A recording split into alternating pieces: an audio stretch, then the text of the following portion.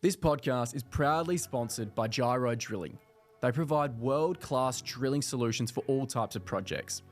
They specialise in auger, aircore and RC drilling.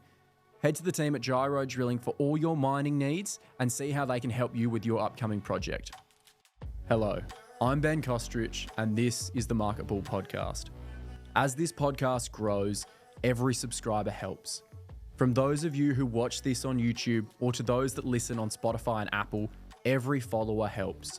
If you do this one favour and hit follow on whatever platform you find us on, I promise I will continue to look and find fascinating people across the world and bring their perspectives to you. Thank you and enjoy this episode. So hello, I'm Ben Kostrich and this is the Market Bull Podcast. Joining me today is George Ventouras, the Executive Director at Artemis Resources, which is listed on the ASX under code ARV. It's fascinating, a relatively new position for him, and we'll talk about some of the updated information, what's happening in the company. So welcome to the show. Thanks, Ben. Great to be here. When I was going through your backstory, at least 15 years of experience within the resource sector, and we were just talking before we started, you've been doing a lot of different things in marketing and accounting was your original degree. So talk to us a little bit about your history and what's navigated you down towards the resource sector. Yeah, it's been an interesting journey, I guess. It started with my degree, marketing accounting, and I utilised that in a number of businesses, more so small entrepreneurial type businesses in manufacturing, marketing, primarily in sort of fisheries and marine businesses with a heavy focus on pearl farming. So I supplied a lot of equipment to pearl farms around the world, consulted with pearl farms. And I did that for a number of years, which was really quite exciting. It's an industry that's got some strong parallels to the resources industry, in fact. And it's one of those things where if it's in your blood, it sort of stays in your blood. So it was a really exciting part of my career. And then a couple of trigger points happened, and I had an opportunity to enter the resources game or corporate activity, particularly on the ASX. And that was about 15 years ago, as you said. And the career started really looking at company restructures. So we were involved in backdoor listings, taking companies out of admin, fixing them up, putting them back on the ASX and rolling them forward with either new businesses, new projects, or changing strategy completely. So going from a tech to resources or from resources to tech or bio. It was a whole plethora of different industries that we were involved with. And we did probably 6 to 8 of those over the course of half a dozen years. And most of those were quite successful. And the theory was that we'd do it, we'd restructure it, put it back up, look for a deal, bring in new people, set it free, off we went. And that model worked quite well. The one company I guess we hung on to because we liked, for whatever reason, was Apollo Consolidated. And that was a company that was a biotech. They developed these new through-the-skin technologies for medications. Okay. So it was really quite a fascinating tech that they had, but they just couldn't get it to fly. So we restructured it, put it up back on the ASX, and we flagged that we're into resources. Being in Western Australia, obviously, what resources, else? Mining is the game. So we were looking for projects. And really, a long story short, we found some projects in West Africa, in Côte d'Ivoire, which were really quite interesting in the gold space. We did a lot of work. They were quite successful. We ended up selling those off to larger groups like Newcrest. We picked up a project east of Kalgoorlie called Lake Rebecca, and we developed that into a plus 1 million ounce deposit. And eventually we were taken out by Ramelius Resources end of 2021 for around about $180 million. So it was a really successful outcome for everyone to have that journey from a company that I found, restructured, we put back up on the ASX, found projects, we put it in, and to have that outcome was really quite a pleasing result. And from there, it sort of opened up the world, and your networks in this industry increase by virtue of working in it. An opportunity came up. I was introduced to Green Tech Metals and Tom Redcliffe, who you've spoken to before. Yeah.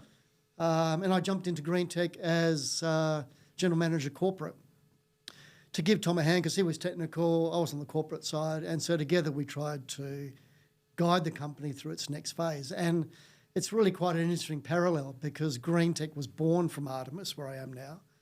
So most of the assets out of, in Green Tech, I should say, came out of Artemis.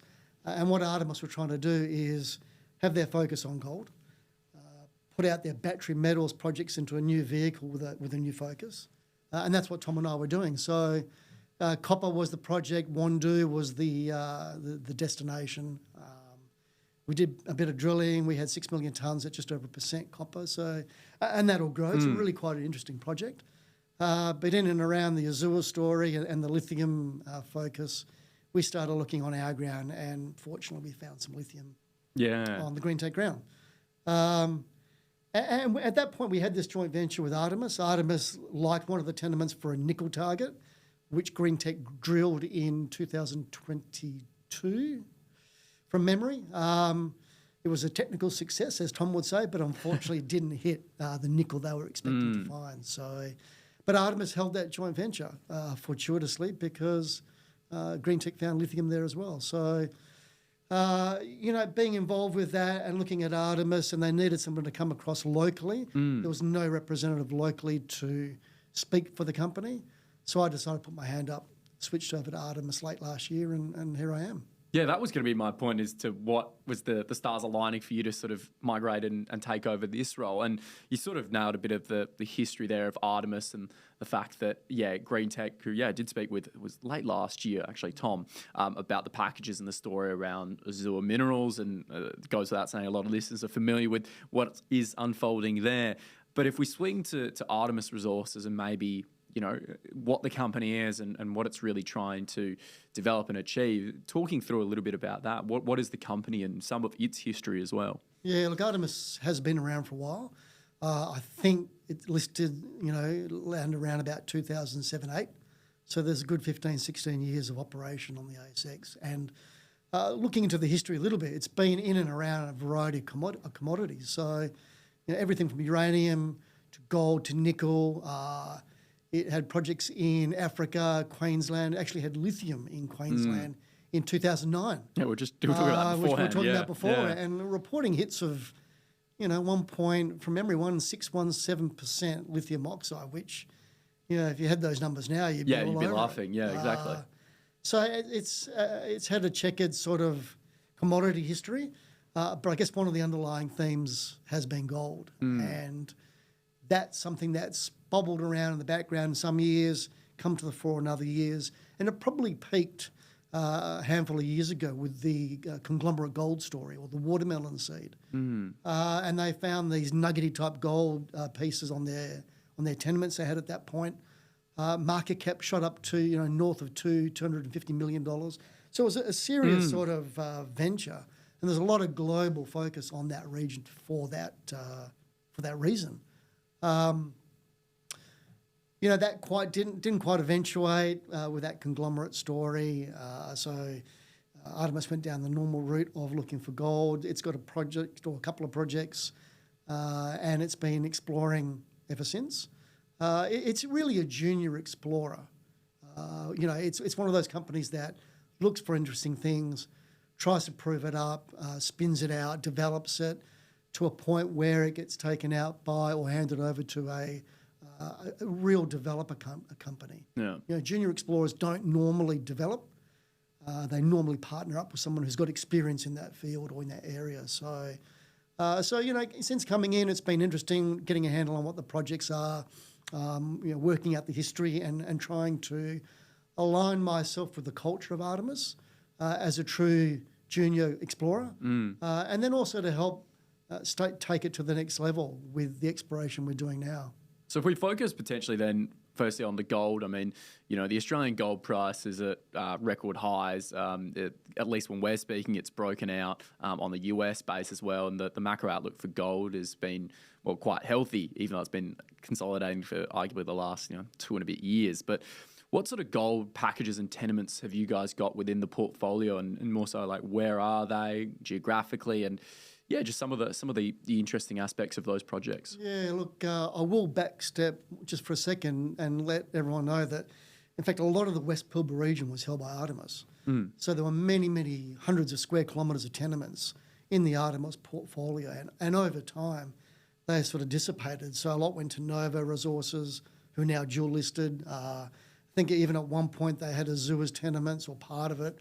So Artemis has a long history in that region. So, which is important because a couple of the major projects that we've got are still located there. So we do have the Carlo Castle Gold Project. It does have a resource. It's about 20 k's southeast of Karratha.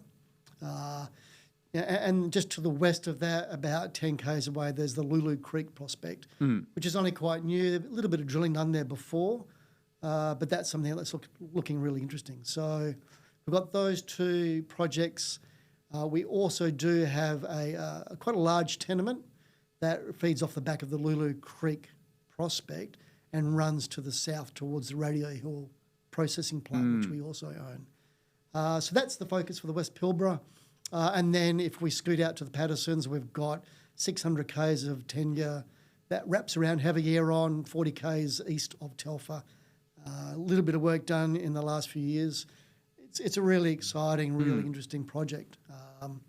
And that's something that's in the portfolio as well. And a lot of these tenements and packages over the years, has Artemis done a bit of work and there's a bit of historical build-up or evidence? I mean, what's the sort of game plan now with you being in your position of where the next steps are, at least to, do some soil sampling or mapping, or what are the stages next for some of these projects? Yeah, it's I think probably some of the reasons for divesting some of these projects or tenements were so the company could focus on their main thrust at that time.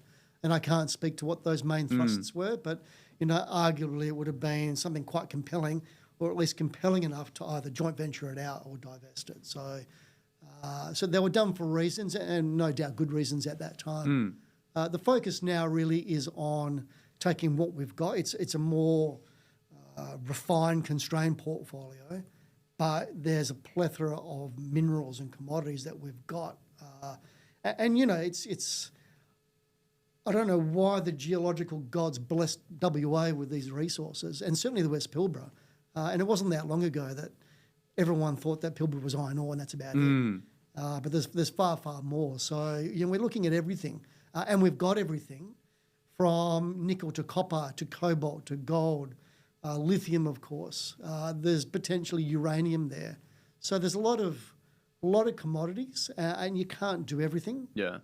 So we're just trying to focus on the things that we believe will add value to stakeholders at this point. So if you want to piecemeal it, Patterson's, there's been some drilling, some really interesting geology. It's deep.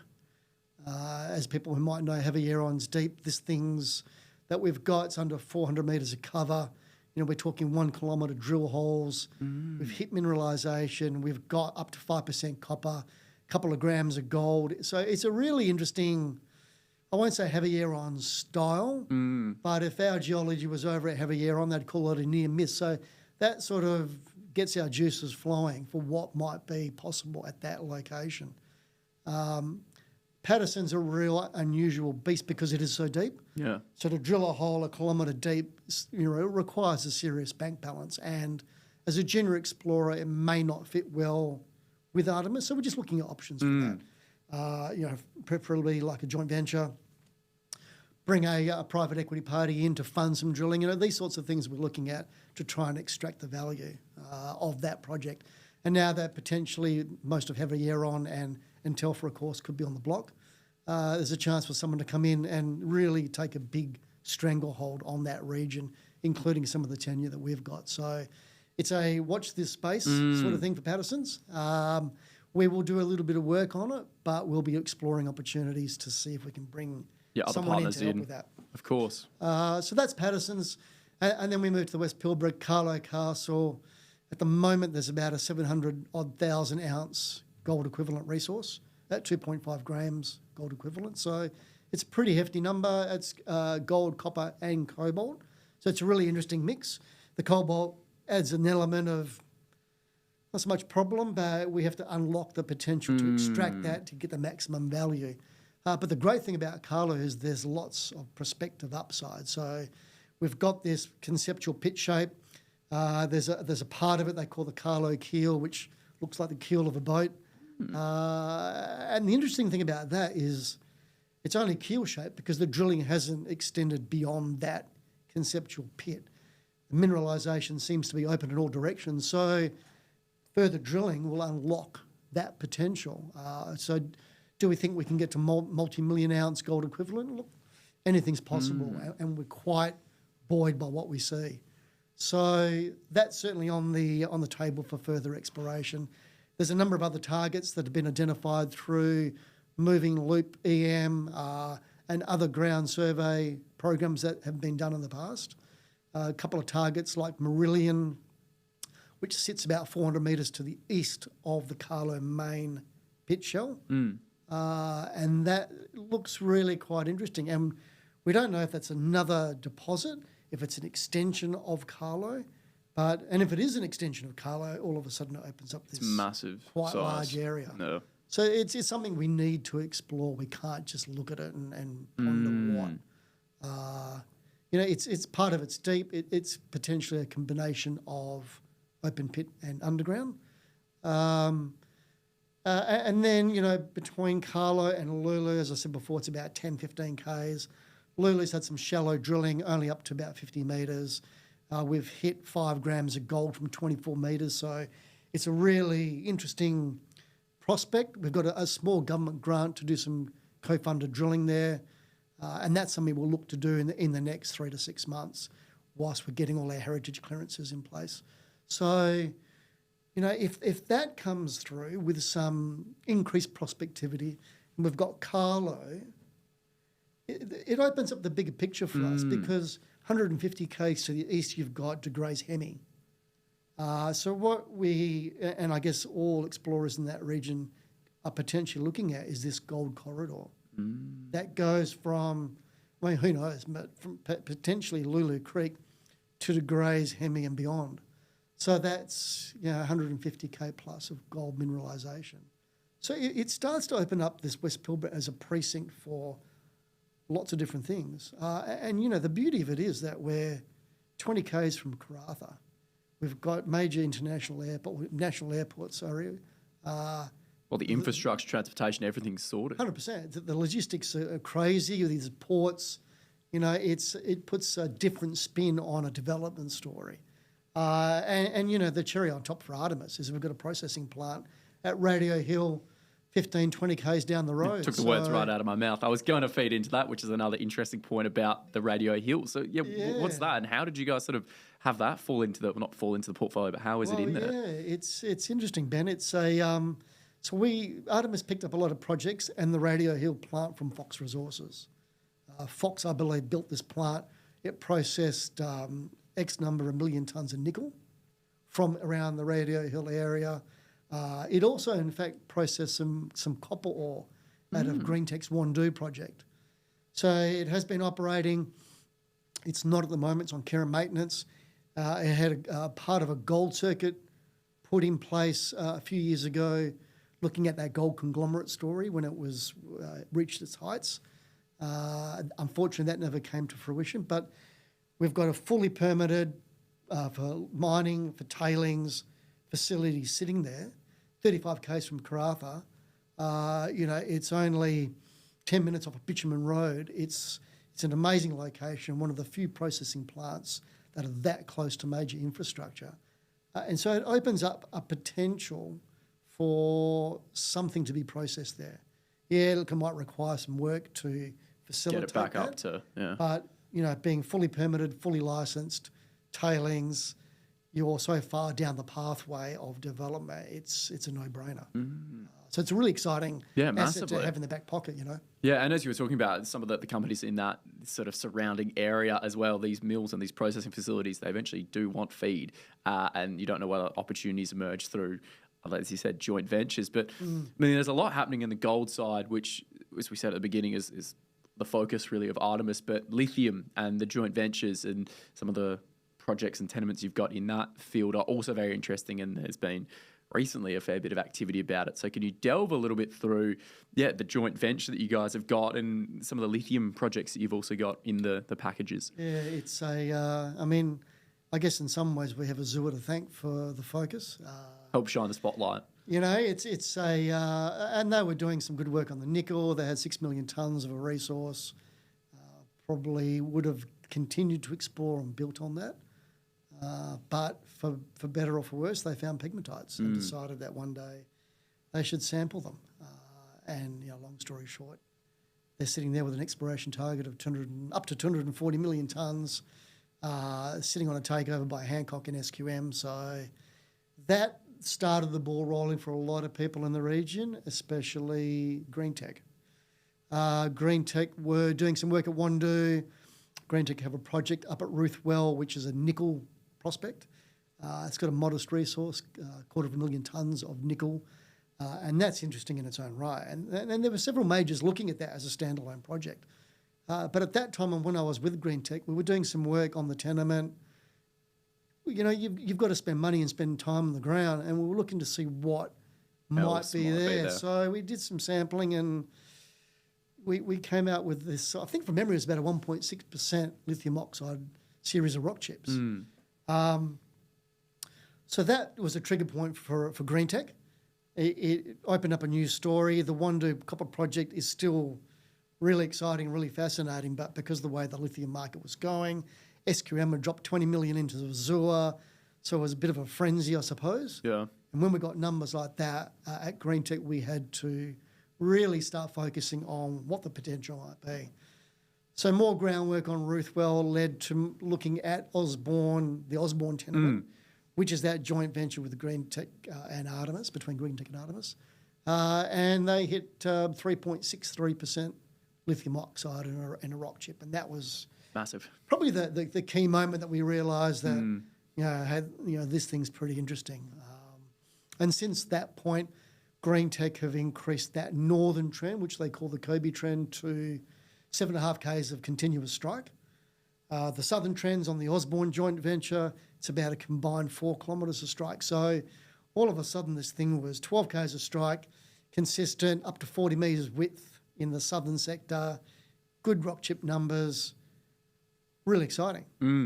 At that point, the Artemis team did do some work on their 100% ground to see what they could find, and they didn't really come up with anything compelling other than some elevated soil results, which gave them an inkling that something might be there, but it was never followed through. And when I jumped across to Artemis and we were talking to the technical teams, we tried to approach it in a different way.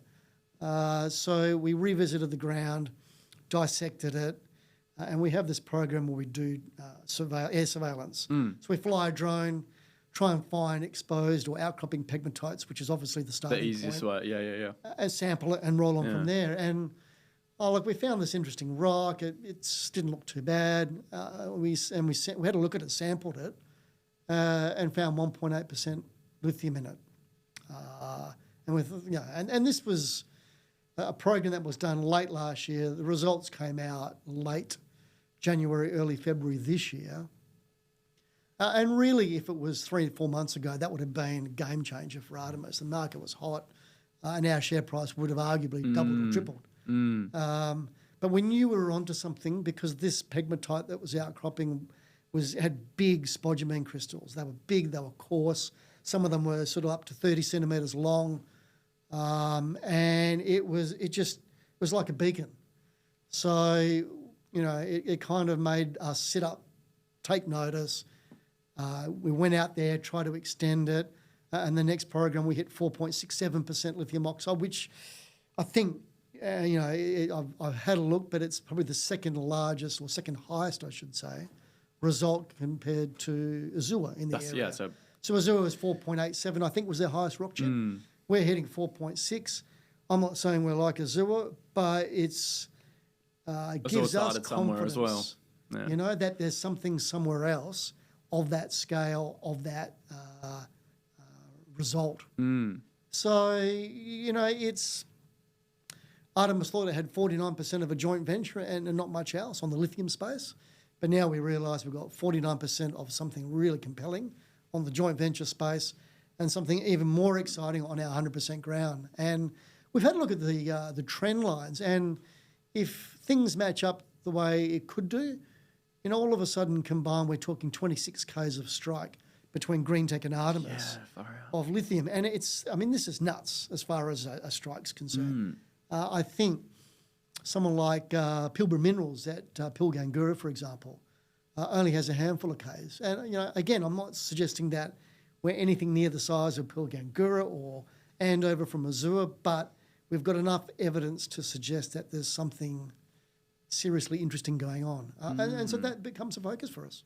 So, speaking with this, there's a lot of potential across the whole host of different packages and areas. And immediately you just go, how do you focus? How do you figure out where to spend the resources? How do you, especially for yourself, start juggling all these ideas and going, how do we best diverse or spend our resources effectively? What's going through your head in regards to almost finalising a priority sheet? And before you even can drill, there's so many other steps involved with your heritage listing and all the legality. So, what sort of have you got going through your brain in following up a few of these potentials, and how do you progress forward? It is a bit confusing, but another way it's quite clear. So there are some things in our favour. So as you suggest, heritage applications and heritage clearances. Doesn't matter what commodity you're going for. You have to do that clearance. So we look at our tenement package, work out where our prospects are, and try and blanket that area for a heritage survey. Heritage surveys now are quite expensive, so we have to be quite methodical in picking the areas that we believe have got the good targets. So we, again, dissect our tenements up, pick areas, look for heritage clearances or application for clearances on those blocks, and then roll them out. So for example, Carlo's pretty set because we've drilled there before. We have got some clearances. We might need to extend it, but it's an incremental extension, so it's not so bad. Where we have got an advantage is that the lithium technical team we're using is the same team that Greentech uses. And we're doing that because our tenements are side by side. The knowledge that they've built up on the Greentech tenements over the past 12 months are directly applied to the Artemis tenements. So we're hitting the ground running as far as our exploration is concerned. So we do have an advantage for that. So that's a leg up as far as we're concerned on the lithium side. On the gold side, we've got a couple of other people that are working wholly and solely on the gold side. And at the moment, we're just trying to get our heads around where we're going to put these drill holes at Lulu to really extract the maximum result. There were some IP surveys done last year from memory that hit up a couple of anomalies. And so we'll probably look at targeting those to see where this mineralisation goes. We know it's there, we know it's shallow, but how deep, how much deeper does it go? And then between Lulu and Carlo, it's really about getting that conceptual idea about where the mineralisation might be to do that work.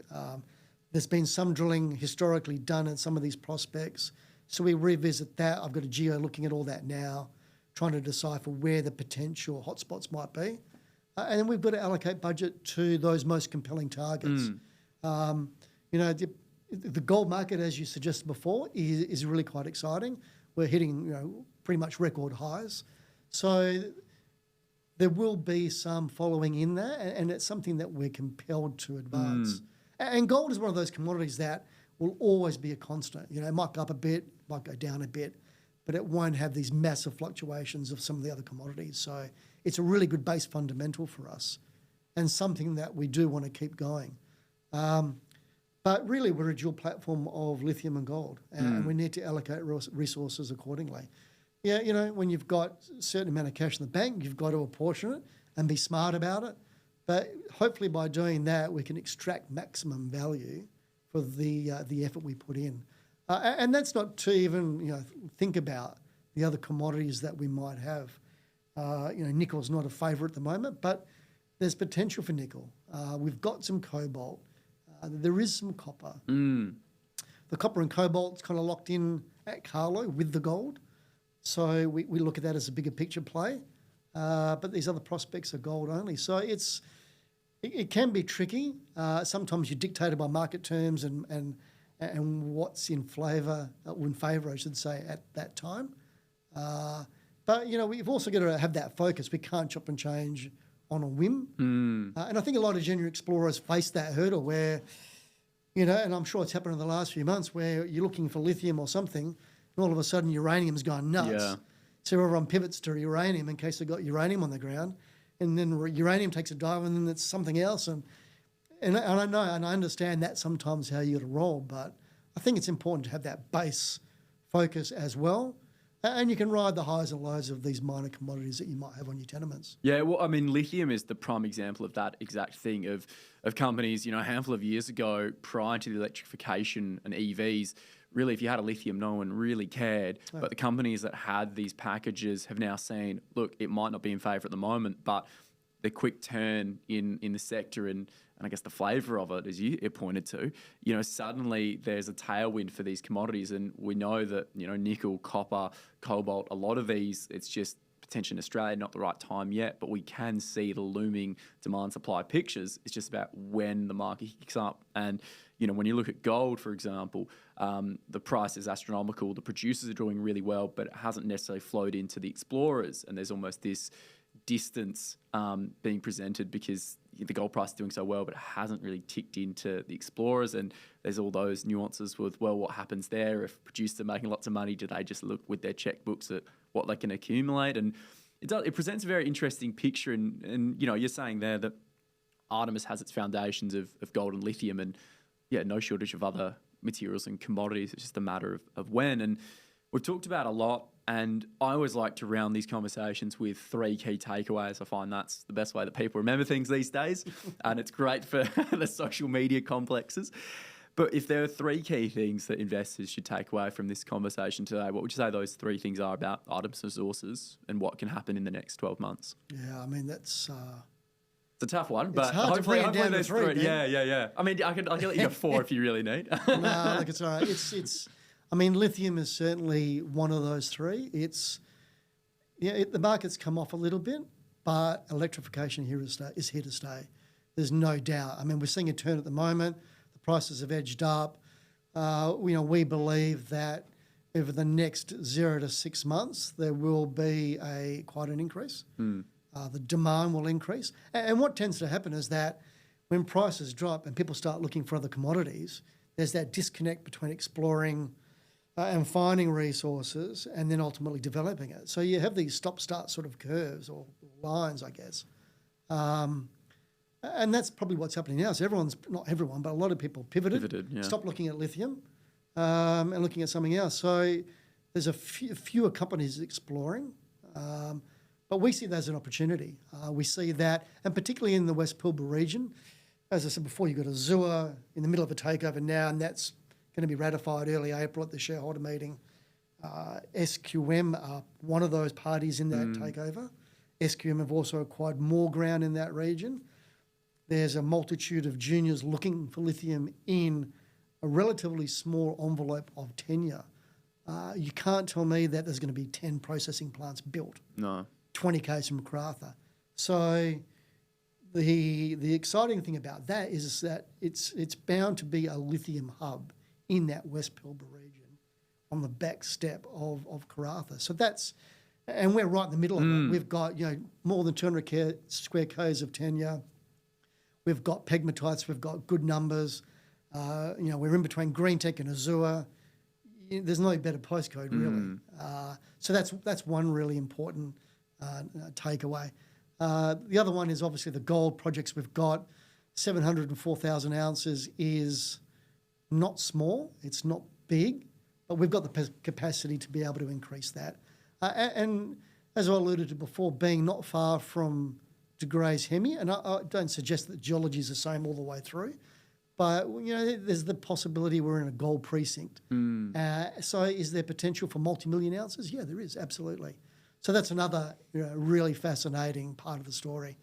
And really the third leg has got to be our Radio Hill processing plant. It's 35 k's from Karratha. It's off, 10 minutes off Bitumen Road. It's permitted, it's licensed, it's almost ready to go for a facility for some sort of material. And it can pivot towards anything. I mean, some of the infrastructures are a bit old, but, worst case scenario, if you flatten it and start it again, you're starting on a fully permitted, licensed piece of dirt. Yeah. So you're so far ahead of what everyone else might be. So it's, even for our own projects, if we get to that point, it gives us an avenue and a fast track to production. And being 2 hours from Perth, half an hour from Karratha, it's no better jurisdiction. It's tier 1. There's majors in there. It's a real hotspot. It's really exciting. Very nice. And for listeners that are now infatuated with a bit of what we've talked about, where can they go to keep an eye on Artemis Resources and the expected news flow that's going to be happening over the next 12 months? Yeah, as always, keep an eye on the ASX platform. We post everything to the website. People may not realise we're actually dual listed, so we're on AIM as well with the same code. But yeah, look, ASX platform is always a good one. And obviously the website, we post everything, our media, our announcements. And as anything comes to hand, we'll be disseminating it accordingly. Oh, fantastic. It is. The gold and lithium, we know lithium's had a bit of a tough going, but the outlook for it has never been really clearer. Gold, as we said, the macro factors are just phenomenal at the moment, and it really does set you guys a pretty good foundation of where to go. And looking forward to seeing what else happens and some of the results that come out. But yeah, thank you so much, George, for taking the time to speak on the show. Pleasure to be here, Ben. Thanks for listening to the Market Bull podcast. Please remember that the topics and stocks discussed in this podcast are not financial advice. If you enjoyed this episode, please make sure to like, share, and follow. You can follow the Market Bull on all our socials and keep up to date with global market insights.